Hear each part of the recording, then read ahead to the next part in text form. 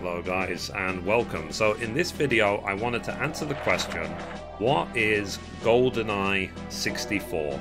This video is aimed at people who know nothing about GoldenEye 64 and have always been curious. So GoldenEye 64 was a game developed by Rare Limited. It was released on the Nintendo 64 back in August 1997.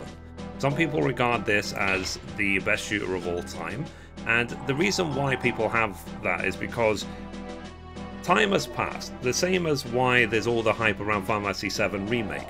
People remember playing Final Fantasy VII in the late 90s, and the memories it holds 20 years later, you still remember it, you still remember the fun and the excitement. Also as well, GoldenEye pushed the boundaries of first-person shooters compared to what was available at the time. So you had, before GoldenEye, you had Half-Life, you had Doom, you had Quake and so on. And all pioneers of the first-person shooter, and then GoldenEye comes along and just, like, say, pushes it even further. And then with each mission within GoldenEye, so you can see there's many, you have different options available, different difficulty settings available, and each one has got more and more objectives. So you see Agent gives you just jump off the platform, but then 00 Agent, neutralize all the alarms, install covert modem, intercept data backup, bungee jump off the platform, and then when you've completed 00 Agent, then you get 007, and you can select different options to modify it even further, make it more difficult.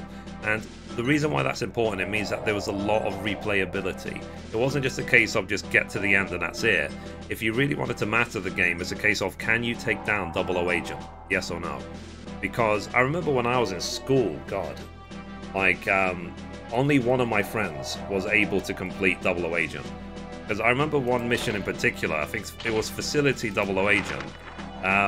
He was able to do all of this stuff, but he's told me that there were some bits of it you had to do within a certain time limit as well. Otherwise you weren't able to do all of it. And I remember, like, myself and some of my school friends, we were almost jealous of him that he was actually able to get this done with 00 Agent on a controller. God, it's been 20 years. Jesus. Now, I saw in Video Game Donkey video, because I watch him all the time. Video Game Donkey, if you're watching, hello. So, this game has a new lease of life if you play it with an emulator, but more than that, if you play it with a keyboard and mouse. So I did not realize that that was a thing. I did not know that people had developed keyboard and mouse for this game. So I'm going to show you. So let's load up the first mission, and let's go. Now, for a lot of people still speedrun this game until today.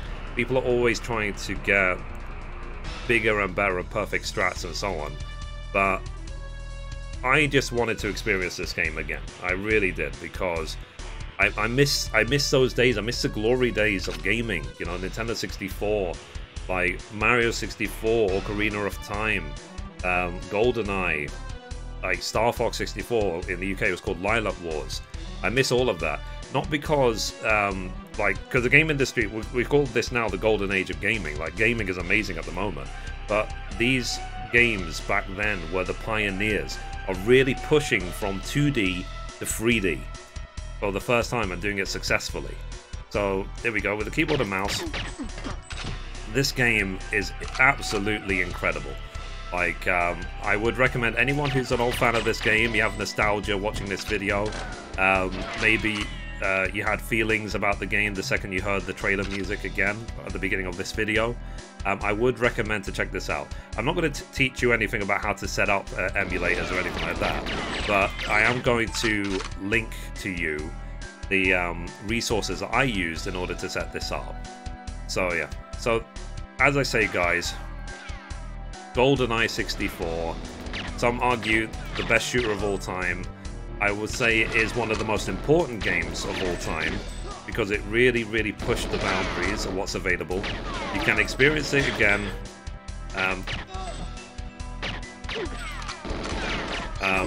with a keyboard and mouse. I would really recommend it, and so on. So ignore there's like bugs. Like, now the thing was, at the time guys, so like, to anyone who's let's say, was born after 2000, these graphics might look atrocious. Like, there are mobile games which look way better than this. Of course, like, this game is old. It's very old. But it's like complaining about the graphics of Pong. You know what I mean? Like, Pong is one of the pretty much the first game ever made, but it's still very important to see because of the significance it had on us as gamers. So at the time, the graphics of GoldenEye was incredibly amazing. The frame rate was atrocious, the controlling was a bit like questionable. That's why there's a lot, you can see auto aim going on, you know, like Bond is just aiming his gun straight to their heads. But at the same time, it didn't take away from the fun of this game. It really didn't. Because also at the time, GoldenEye, to be honest, GoldenEye is one of pretty much my favorite Bond film. Like, since it was the first outing as Bond with Pierce Brosnan, and I had so much fun with this game. I really did. So if you haven't played GoldenEye, I would highly recommend it. Great game, fantastic. If you miss this game, if you did play it back in the day, know that you can play this with a keyboard and mouse. It handles fluidly, it handles smoothly, it's amazing. People have been working on this for a really long time. And yeah, so guys, tell me in those comments down below, what do you think of GoldenEye 64?